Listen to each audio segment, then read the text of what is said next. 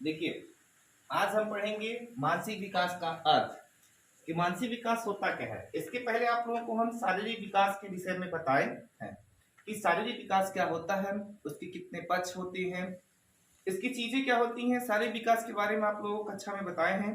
अब उसके आगे की कक्षा में देखिए, अब अगला क्लास जो पढ़ेंगे आप वो यह पढ़ेंगे मानसिक विकास का अर्थ कि मानसिक विकास होता क्या है। यह बालक के विकास की गति को किस प्रकार से बढ़ाता है और बालक अपनी आंतरिक शक्ति के द्वारा कैसे सीखता है। बालक के मस्तिष्क में मानसिक विकास के कार्यों के क्या अर्थ होते हैं, इन सभी के विषय में आप यहाँ पढ़ेंगे। देखिए, सर्वप्रथम आता है मानसिक विकास का अर्थ। पहले मानसिक विकास होता क्या है ये जान लीजिए।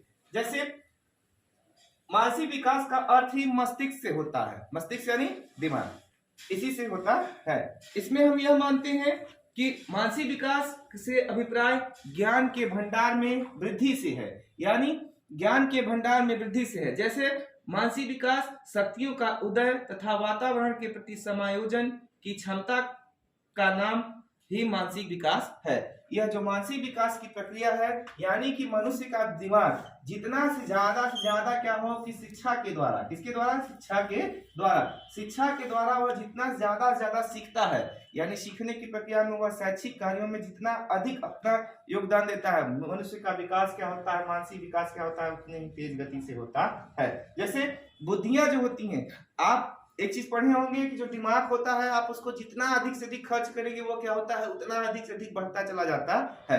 यह होता है ना। इसी के कारण क्या होता है कि मानसिक विकास इसी बुद्धि की अपेक्षा क्या होते हैं कि बहुत बड़े होते हैं।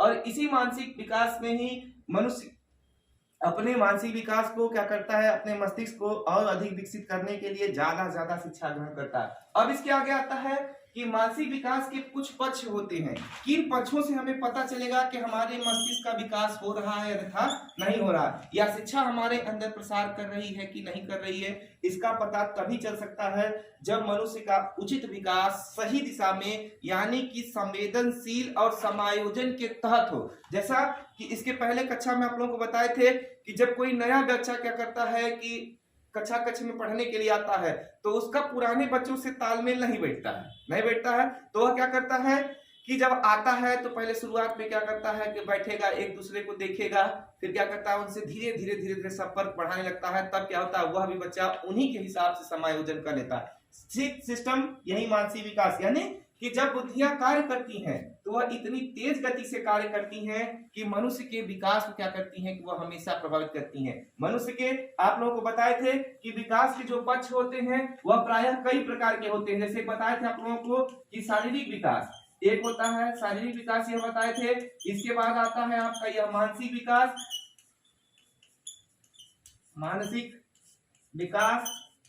इसके बाद फिर आता है नैतिक विकास।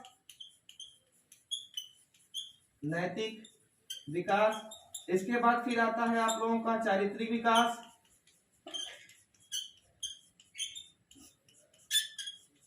फिर आता है संवेगात्मक विकास।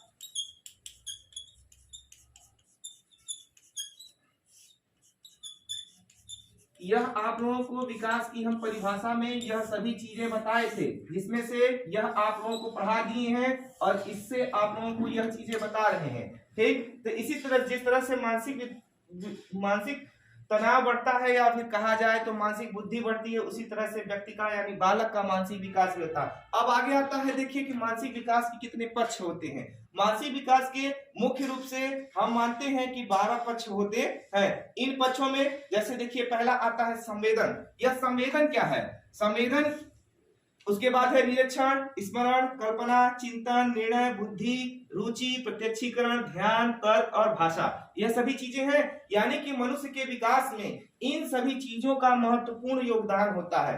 देखिए पहले आता है कि संवेदन। यह संवेदन क्या होता है, व्यक्ति बालक जहां कहीं भी जाता है, यानी जिस कक्ष में या जिस परिवेश में रहता है, उस परिवेश में रहने के दौरान वह क्या करता है कि परिवेश में रहने के दौरान एक दूसरे के संपर्क में बराबर बना रहता है। जब वह एक दूसरे के संपर्क में बराबर बना रहता है तो मनुष्य को ही हम समाजशास्त्र की भाषा में मानते हैं कि मनुष्य एक संवेदनशील प्राणी होता है, मानते हैं।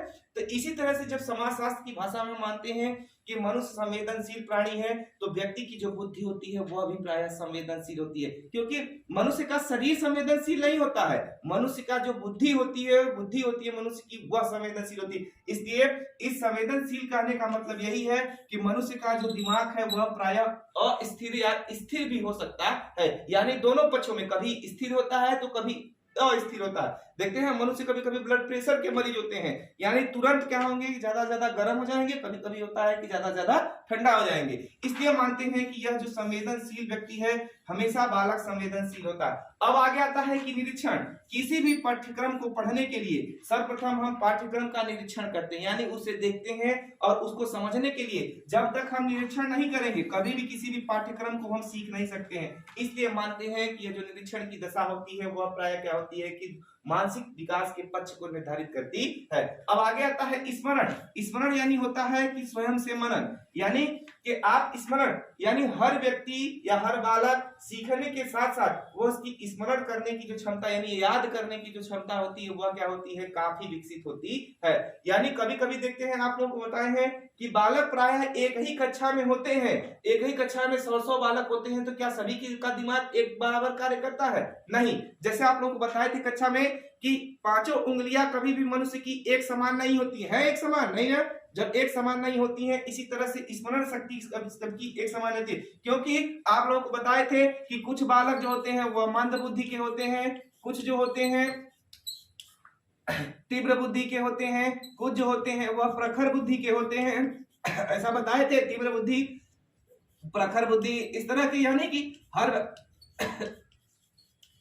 हर बच्चे जो होते हैं वो प्राय अलग अलग किस्म के, कुछ बच्चे इसी कक्ष में मंद बुद्धि के हम पाए जाते हैं, कुछ तीव्र बुद्धि के, कुछ प्रखर बुद्धि के, और कुछ देखते हैं कि सामान्य बालक भी होते हैं। यानी कहने का मतलब यह है कि व्यक्ति की स्मरण शक्ति तभी बढ़ सकती है जिस प्रकार से उसकी यह बुद्धियां कार्य करती हो। यह बताए थे ना आप लोग कक्षा में, तो यही है कि स्मरण शक्ति हर व्यक्ति यानी हर बालक की प्राय अलग अलग होती है। एक हम मानते हैं कल्पना। अब आगे आता है कि आप जानते हैं कि जो शिशु होता है वो हमेशा कल्पनाशील चरण में विकसित करता रहता है। जैसे आप लोगों को शैशवावस्था में बताए थे कि शैशवावस्था के दौरान जो शिशु होते हैं उनकी कल्पना शक्ति बहुत तेज होती है, यानी कि वह हमेशा कुछ न कुछ विचलित करते हैं। जैसे बताया था आप लोगों को कि अगर शिशु सोया हुआ है क्लास में तो क्या होता है, अरे घर में सोया हुआ है तो अगर कहीं छेद से क्या होती है कि एक सूर्य का प्रकाश जो होता है वह नीचे की तरफ आता है तो शिशु उसको बहुत ध्यान से देखता है ना। इसीलिए मानते हैं कि जो शिशु की कल्पना शक्ति होती है वह भी प्राय क्या होती है कि बहुत तेज गति से होती है। आगे आता है चिंतन। चिंतन यानी कि मनुष्य चिंतन कब करता है, यानी कि इसको बोलते हैं कि समझ लीजिए एक तरह से मनोविज्ञान की भाषा में इसको चिंतन बोलते हैं, आम भाषा में आप लोगों को बोलेंगे कि सोचना।